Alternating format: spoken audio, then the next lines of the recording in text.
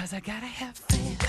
I gotta have faith. Because I gotta have faith. I gotta have faith. We on? Okay, there we go. Welcome to the Mighty Power of Faith. I'm Howie Walfish. I'm your host. I have a great guest for you. Sponsored by, as always, Pitbull Energy Drink. It was a very serendipitous. This was really like a spiritual event that happened. The way I came to RMC Studios to do Pitbull Comedy and Music Jam, and it turned out that they have a drink called Pitbull Energy Drink, and it was really serendipitous. And then I had this platform, and I thought, my favorite song is "You Only Get What You Give" by the New Radicals, and I started listening to it when I was going through a pretty rough time, and I thought, what was I given? I was given a lot, but one of the things I was given was faith, from various avenues, and people, songs, things I saw on TV, books, whatever. I was reminded that my dad was a screepeater. He repeatedly screamed the same things over and over again, and the thing I can't really have trouble admitting, but it's true, everything he screamed he was right about, save for the future, which I didn't, work hard and sacrifice, which I did. And I did work hard for a while in the restaurant game, but I don't really like to work hard. I'd rather work smarter, not harder. This isn't hard work. It's driving here from the valley. That's the hardest work. And almost, killing two different people with my bare hands. And that's not very spiritual, is it? So, I thought, go ahead and be bold. Because one of my favorite sayings, Anthony Hopkins was asked what advice was he given when he left his parents' house to go out in the world as a young man, and he said an uncle told him, be bold and mighty forces will come to your aid. So it's kind of bold to go ahead. I'm not a preacher. I didn't go to seminary school. I'm New York Jewish. I didn't like going to the synagogue on the high holidays. I didn't like the rabbi. I had profound spiritual experiences in my late teens, early 20s in Santa Barbara and Morro Bay.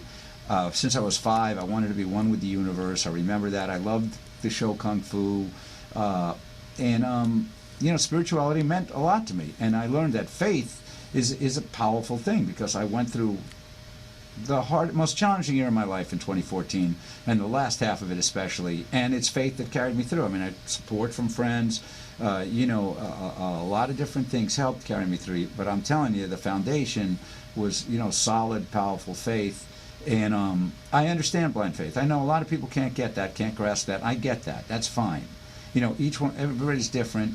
It's your personal journey, whatever.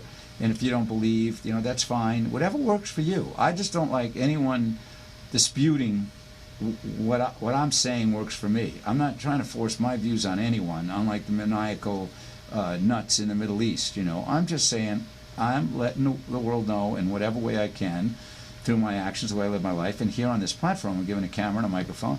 Faith works for me. And if you're having a hard time, man, I would just suggest you focus on what you have to be grateful for now, and understand that faith is a mighty powerful thing. So on that note, I'm going to introduce my guest, who was just on Pitbull Comedy and Music Jam with me. He's quite a talent. Looks like Katy Perry, not a bad thing. And went to Catholic school and didn't resent it. Like all the girls I grew up with, they resented it a lot. And we're going to discuss where she's at with faith and spirituality and such. And it's Fifi Fresh, ladies and gentlemen. Welcome back. Thanks for having me. Okay, so let's just kick it off, since we're doing a show about faith. It's not really a religious show, but of course faith, speaks to where you stand with God or what you believe in, and, the universe, or, and if you grew up, and you told me you went to Catholic school with a Catholic schoolgirl outfit, from when you were a little girl all the way until the end, and then you went off to college. Yeah. So your whole career in school. Yes. You didn't rebel, you didn't run away. You didn't scream at your parents, I hate this, like a lot of, you were okay with it. You liked it. I didn't necessarily like it or appreciate it at the time, but I was really focused on my education. I was a 3-sport athlete, and I was involved in choirs, rock bands. I still love music. So were you musical at 5 years old? Yes, I was always performing. Anybody else in your family musical? Yeah, my dad's an amazing singer. We all did community theater as a family, and really? In his family they all had a rock band. So really? Yeah, they were all. So this really was very into natural to you to slide into music. Yeah. But your dad was the superintendent of the Catholic school. You said. He wasn't the superintendent until I have 2 younger sisters. So the middle one, she's 20. He became the principal and superintendent her senior year of high school. But he was always active in the Yeah, he works with the public school system, but now he's the superintendent. Wow. So his daughter's going through that school. You had to be a good student. Yeah. And not Yeah, cause my trouble. the middle sister, she was a rebellious one. Well, that's like for sure. The middle child. what psychology expects, right? Yes. Marsha was the Brady Bunch. Remember Yeah. the middle sister? Did you see that Super Bowl commercial? I did With, it. you know, the Mexican guy that plays Machete, Danny Trejo. It's the Brady Bunch setting, and he's got an axe. And the Brady Bunch parents are sitting there going, who was Marsha? Marsha, you know, you should calm down. He goes, I'm not going to calm down. And he slams the axe into the table, and then they go, listen, Marsha, why don't you have a Snickers? Why? Because you get a little uptight, you know, when you're hungry. And he eats the Snickers and becomes Marsha. It's really funny. Then they cut to the top of the stairs, and it's Steve Buscemi playing the middle sister. You know Steve Buscemi. He's been in everything. You know him. He's a good actor. Funny. I didn't see Yeah. it. Anyway, so you guys, like, it was church on Sunday, the whole shebang? It was church on Wednesday during school and church on Sunday. Wednesday and Sunday. Yeah, Wednesday and Sunday. And you were fine with it. You liked it. You didn't have resentment. Because I had a lot of resentment, personally, about the way they raised us in the synagogue. We went on the high holidays, and the rabbi was a mean, nasty man. I did not like him. Yeah. So they really turned me away from Judaism. I had you a know. lot of questions that I didn't get answers for. Yeah. When I was really young, I wanted to be a priest. You wanted to be a priest. And they didn't Like, have an you're not answer allowed for to be a why priest. a woman couldn't be a priest. Right. So I had a lot of questions. But we had religion class during high school, and I had an amazing teacher that really expanded my mind into, the first day of class, she sat us all down. She's like, I don't care if you're an atheist, if you're Catholic, whatever your religion may be.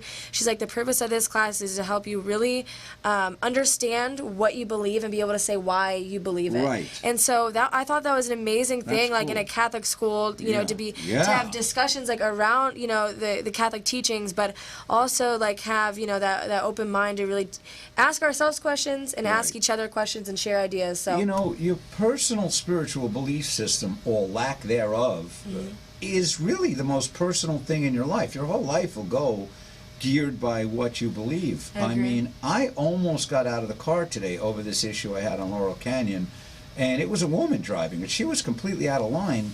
But one of the things that kept me in the car was that I really have said, listen, you got to stop being angry. You got to slow down on the quick to anger. Yeah. You got to evolve. You got to be willing to forgive quickly.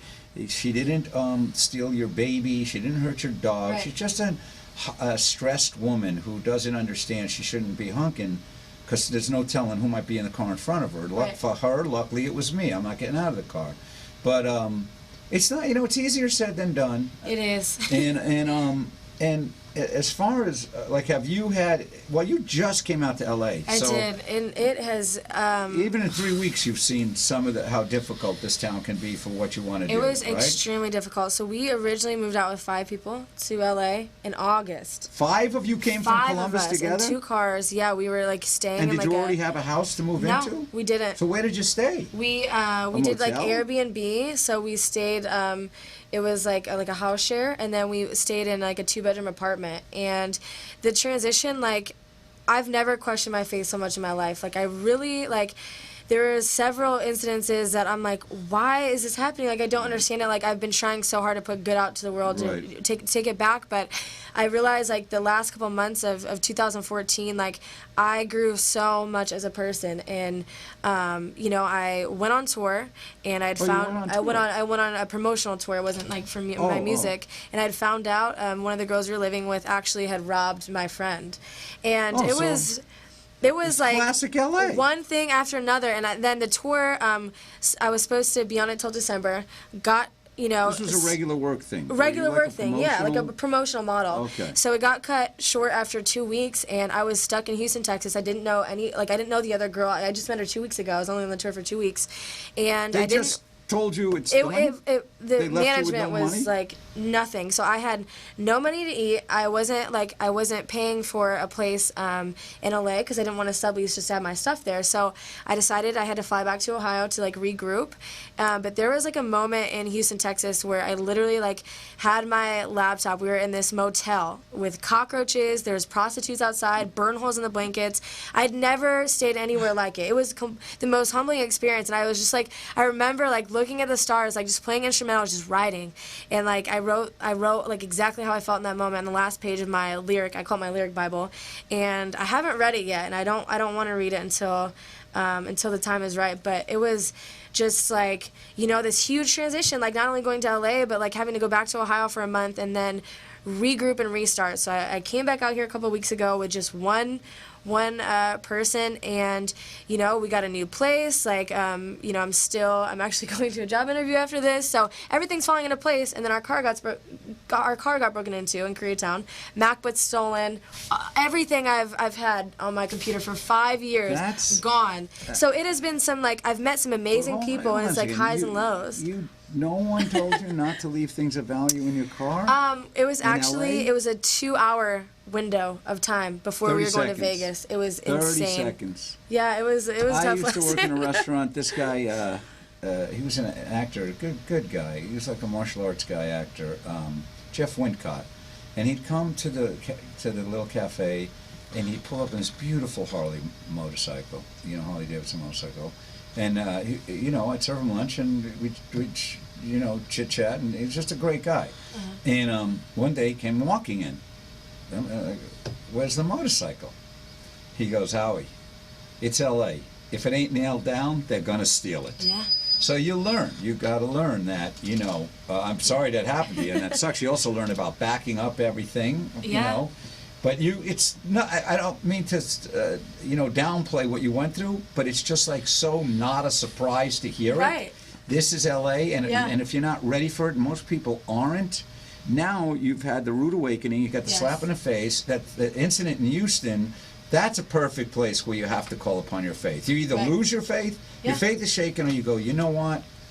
This sucks. It is humbling. I don't belong in this, but I'm here. Yeah. And this is what I've been learning. And I got a few more years on this planet than you, and I've made some legendary mistakes.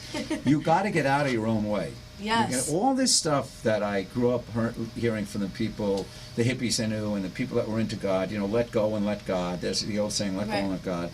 And I've really learned, you know, it's a battle between God, the spirit, and the ego. And you're a woman, Yes. and as a woman, you're not saddled with the male ego. Right. The male ego is much harder to disassemble than the female ego. Women are much more emotionally resilient, and they can lean on each other. Men, you know, have pride in a tough time. They Yeah. don't want to tell, you know. That's funny that you said that, though, because the girl I was with on tour, she was like in her late 20s, and she looked me in the eyes and she was like, Fifi, like, you have the talent, you have the ambition, you know, you have the look. She was like, do not let your ego ruin you.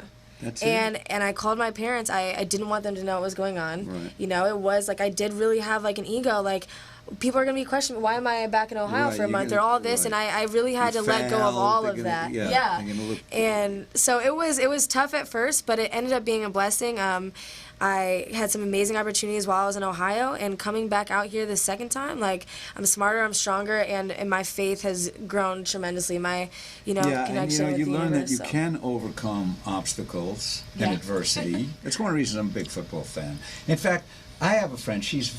We reconnected on Facebook. I knew her years ago. She had like a storied, you know, life, Foxy Boxing, this different stuff that is not part of the world of people in church, you know. But now she is very, very big on God and church and the Bible. And so she's been going through a hard time. I said, look, why don't you come to the Super Bowl party with me and my friend? Escape for the day. We'll do some eating. She's been really tight. She didn't have food one day, you know, she's out in Thousand Oaks. I'm like, you know, we'll work it out. We'll get your stuff saved in storage, you know. And she texted me back and said something about false idols. Football is false idols. And I'm like, listen, this is why I'm not about religion and I'm about spirituality. Football players are not false idols. They're entertainers and they're world-class athletes who put forth incredible work to get where they want to go. and when you watch them come from behind, they are overcoming adversity, and they have inspired me many times. But this whole concept of getting out of your way and giving it up to God and just having faith, all is well. All of that stuff really helped turn me around. I mean, I threw all my money away. I was very close to living in a park, although I never would because I got good support system out here, and many people came to my aid. But I came across many things, and one of the things I came across was trust God. He's in complete control. You may not like a situation, but he wouldn't have you there unless you needed it. Right. And so when you're in those situations, and you also have to, you're adept enough to understand, and you're not a victim, you create your reality. Absolutely. That's obvious. I can tell. I have good instincts. There are still people that will say, it wasn't my fault. No, actually, wherever you are in life, and some good things have happened to me, so I have to remind myself of that, too, Right. I met an agent. I hadn't had a commercial agent I don't know how long. I had an encounter with this nut job on Facebook because I wanted to reschedule appearing on his podcast. He went bananas on me, calling me a loser, telling me I'd never work in this town again. It's just bananas.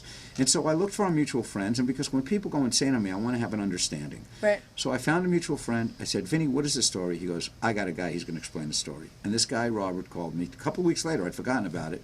Robert's 9 years, former military. Robert's a great guy. Robert helps run an agency, production company. He's an actor himself. He explained everything about this guy, that this guy really was mentally, because he showed me emails where this guy said, I know you're coming into my house and putting implants in my brain in the middle of the night. So I knew, I'm not without compassion, I knew this guy has mental health issues.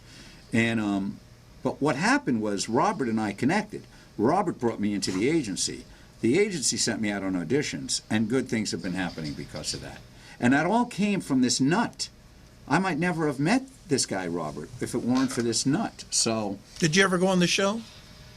No, I would. No, I don't. Okay. I mean, he's like demonic energy. He's Right. really. He's not just mentally unfit.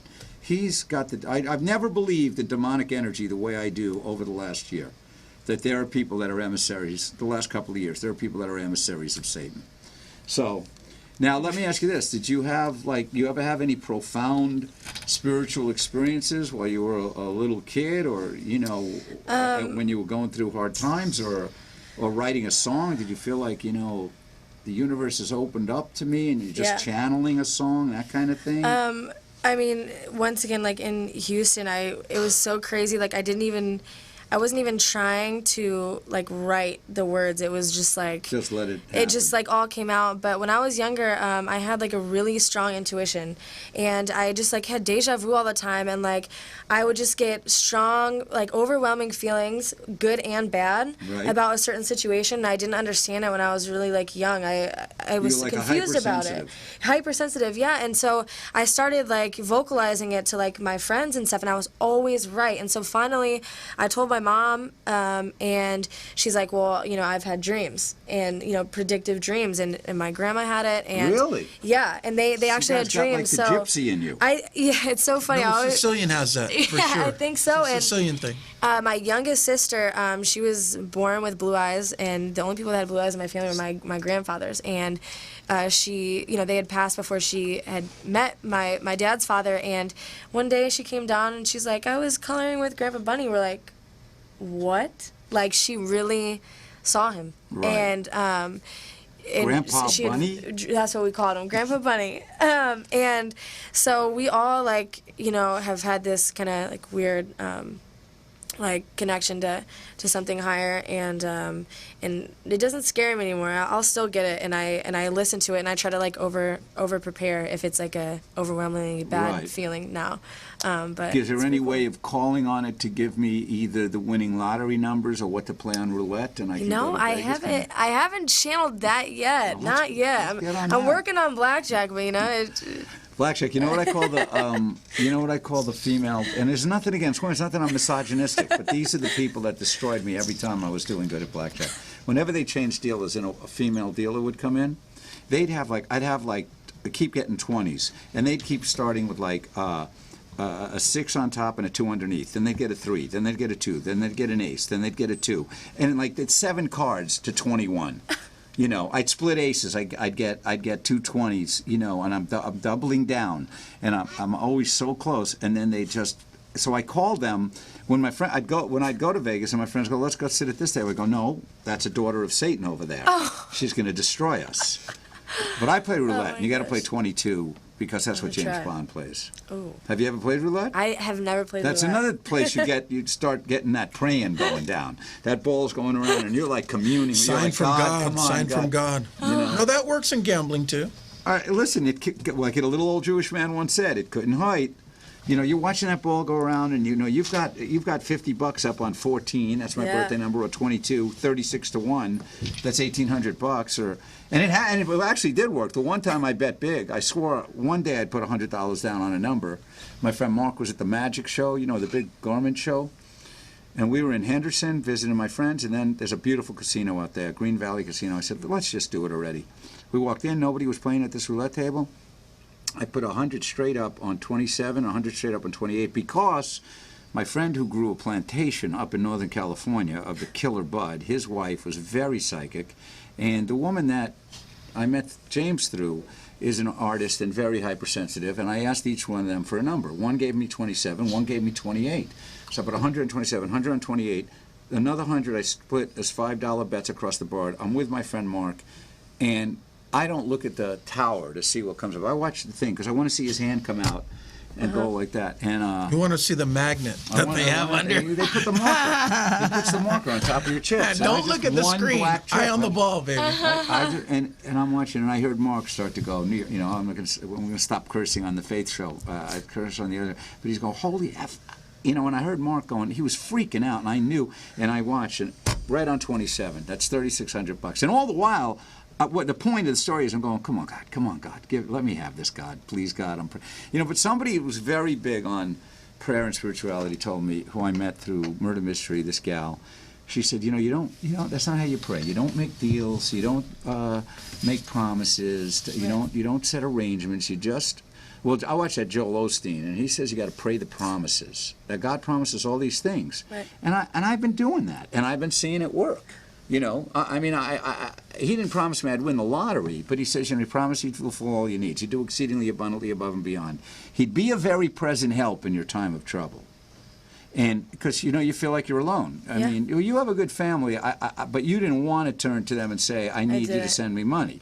But you could have in a pinch, but you were trying to make it on your own. And you didn't want them to know things went south, because from where you came from, I'm going out to L.A. to be a star, whatever. Yeah, I'm going out to make it. it's- And there were people there that don't want to see you succeed, because Yeah. they don't want to see you get out and get free. Right. Player haters. Right. They don't really understand You like know, they're- how you can make money They and are too scared follow to your take it, passion so that- other yeah. than working like a 9 to 5. And Right. so, you know. But they should be fully supportive of you regardless. Yeah. And so, but it would be a big it didn't work to you from them. Right, you know. So, So I understand. I don't not really wanting like to- vocalize my struggles once again. You know, I just like put it in music, and I think I have some amazing stories I'm gonna be able to share like over the years. But it's all about the time, because I turn to a couple people I really trust, but I really try to just, even through the struggle, see the light in it and project only like positivity. It's a very good to my attitude. following, I it's- mean, I was quite capable of being very negative.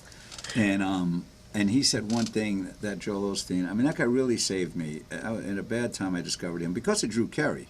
So Drew Carey on Larry King. Drew Carey 2 times went to Vegas to kill himself before he was famous. And then Larry King said, how did you go from there to here? He said, I read all those self-help books, all those personal development books. So I started reading again. I'd read those books when I'd first come out. And then I looked on the TV, whatever. I found that Joel Osteen, and I thought, well, he's like a self-help book. I'll listen to this guy. This guy's so upbeat and cheery. And Right. as an entertainer, I'm so impressed with him because he speaks to like 16,000 people live. I've entertained the most 1,000 people live. 700 one other time. But it is millions of people tuning in, so he's okay by me in that regard. But he said one thing that really turned things around for me. He said, "If you complain, you remain. If you praise, you'll be raised." And that was powerful to me, because I had a lot to complain about. Right. But then I learned about the whole gratitude deal. Absolutely. You gotta, in the worst of times, is when you got to give the gratitude. you got arms, legs, eyes. You can see, you can feel, you can Right. taste, you can touch, you can run. You know, I got Merlin. I mean, I'm not where I want to be in this life, where I'd like to be ideally, you know, but it could have been a lot worse, and there's a lot of good on the horizon. That's another thing he insisted. You got to always expect, you got to have an attitude of expectancy that good Yes. things are coming, and that's part of that whole positivity thing. And it's we were talking, the yoga teacher I had last week, we were talking about the whole frequency vibration Yes. thing. And you know, you gotta keep your vibrations always speak true. This is from the Lazy Man's Guide to Enlightenment. Right. Your vibrations always speak true. You cannot lie about them. So, you know, my vibrations coming over here were not good vibrations to these people I encountered on the road, and I really wanted to shift back to the schoolyard, and you know, guys I knew would have just really would have Right. beat that guy in the truck. The guy claimed I damaged his truck. I'm telling you, this was the contact. This was it. But he had a pre-existing dent, and he wanted to put that on me. And there were guys I grew up with that would have just thrown him against that truck and strangled him. I do a lot of screaming, but I didn't. I just said, you know what, pal?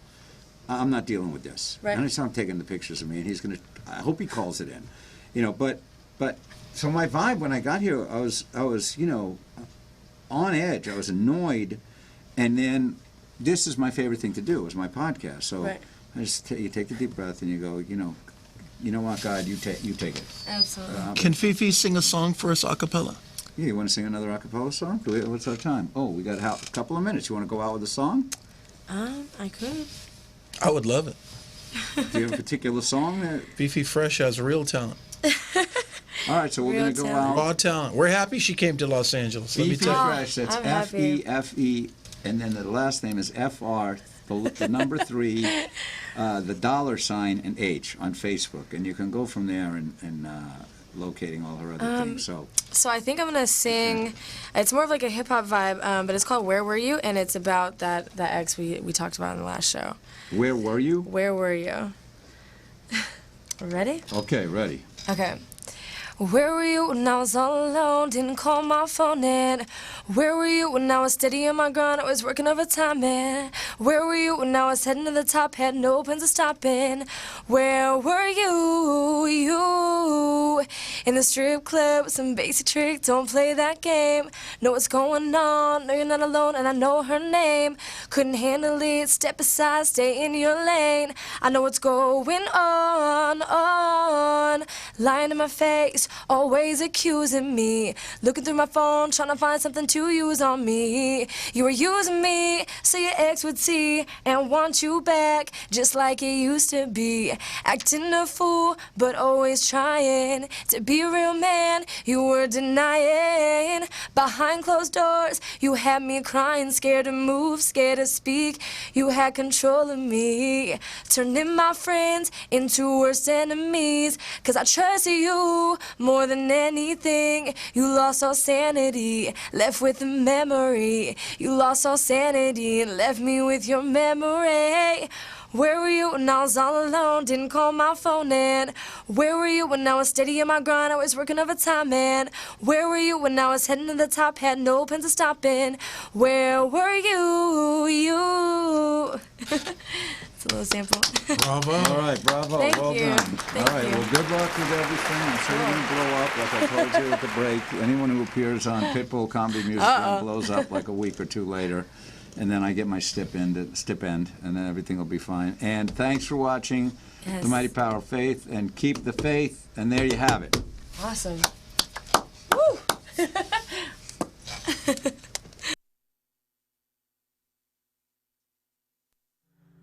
'Cause I gotta have faith.